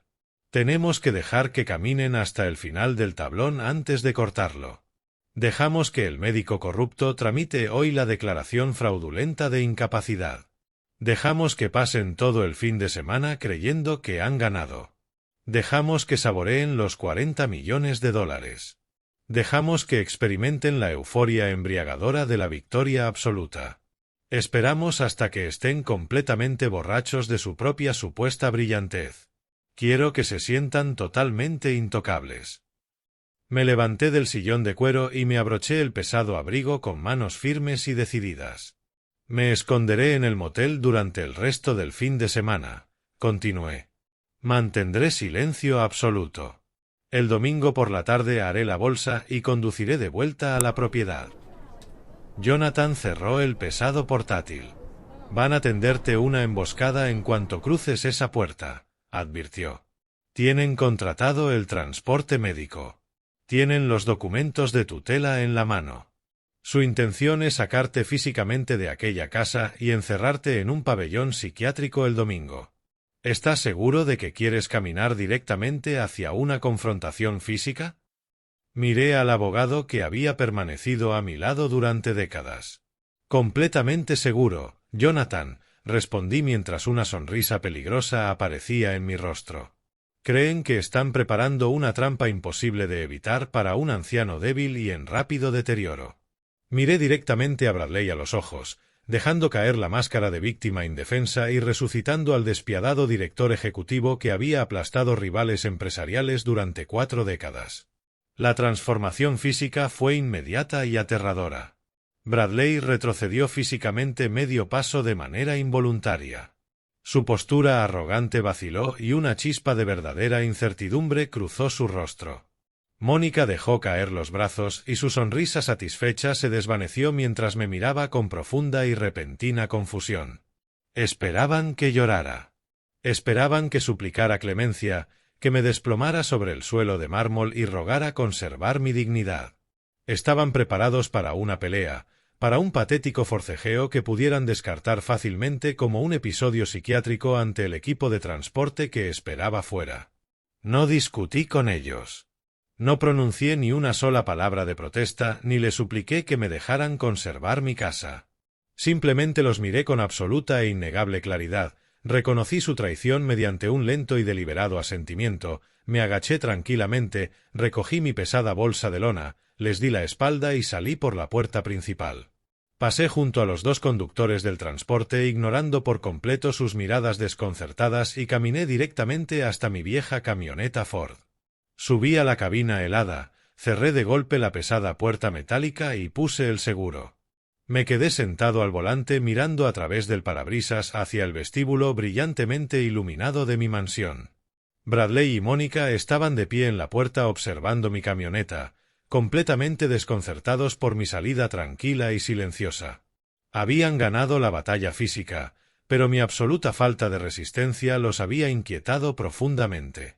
Abrí la bolsa de lona y saqué mi portátil cifrado. Levanté la pantalla y la luz brillante iluminó el interior oscuro de la cabina.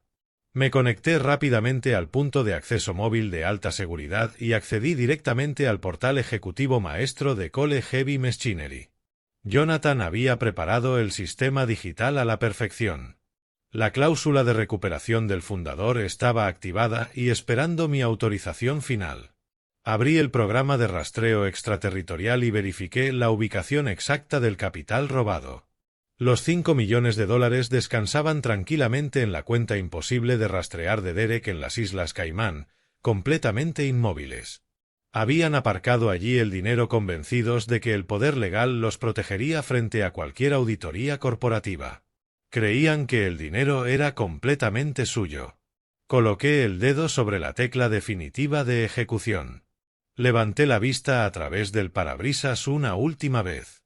Bradley volvía a sonreír, rodeando la cintura de Mónica con un brazo mientras ambos se giraban para entrar de nuevo en mi hermosa casa, dispuestos a celebrar su victoria financiera definitiva. Pulsé la tecla. La orden digital atravesó los servidores cifrados a una velocidad devastadora. El protocolo de recuperación pasó agresivamente por encima de los retrasos bancarios internacionales habituales, utilizando la autoridad fundacional absoluta de los estatutos corporativos para revertir inmediatamente la transferencia fraudulenta. En la pantalla luminosa observé cómo las cifras de la cuenta extraterritorial de Derek caían de 5 millones a 0 absoluto en una fracción de segundo. El capital robado fue arrancado violentamente de sus manos, redirigido instantáneamente a través de la red segura y bloqueado de manera permanente dentro de mi fideicomiso personal, totalmente inaccesible para ellos. El dinero había desaparecido. Su red de seguridad se había evaporado por completo. A la mañana siguiente, Jonathan ejecutaría las demás instrucciones. Congelaría sus tarjetas corporativas platino. Entregaría oficialmente a Bradley los brutales documentos de despido por conducta indebida extremadamente grave. Presentaría formalmente el devastador expediente completo, con las grabaciones secretas y los documentos médicos falsificados, directamente ante los fiscales federales de la Oficina Federal de Investigación. Estaban dentro de una mansión de $40 millones que ya no tenían ningún derecho legal a tocar, completamente despojados de su riqueza, sus cargos, pronto, su libertad. Cerré el portátil y la pantalla produjo un clic profundamente satisfactorio. Giré la llave del contacto y dejé que el pesado motor diésel rugiera al encenderse. Metí una marcha y me alejé lentamente de la propiedad, dejándolos atrapados dentro de la lujosa prisión que habían construido para mí. La trampa se había cerrado por completo. Que comenzara la cuenta atrás. La mañana del lunes amaneció clara y fresca sobre la imponente silueta de cristal y acero de Cole Heavy Machinery. Bradley llegó a la sede corporativa poco antes de las 8, conduciendo su elegante deportivo negro directamente hasta la zona privada de acceso ejecutivo. Lanzó las llaves al aparcacoches con un movimiento despectivo de la muñeca, con el pecho hinchado por la confianza de un hombre que creía haber conquistado el mundo. Vestía un traje azul marino hecho a medida y una corbata de seda, interpretando a la perfección el papel del indiscutible y recién estrenado director ejecutivo. Atravesó las enormes puertas giratorias de cristal y entró en el amplio y luminoso vestíbulo de mármol. El espacio bullía con la actividad de la mañana mientras cientos de empleados se apresuraban hacia sus respectivos departamentos. Bradley no saludó ni una sola vez al personal de recepción ni a los responsables de menor rango con los que se cruzó. Simplemente avanzó por el suelo pulido con una arrogancia repugnante, completamente convencido de que, en menos de una hora, estaría sentado en la cabecera de la mesa de la sala del consejo. Tenía toda la intención de pronunciar un discurso trágico y cuidadosamente ensayado sobre mi repentino e irreversible deterioro médico y sobre su renuente pero necesaria ascensión al trono corporativo.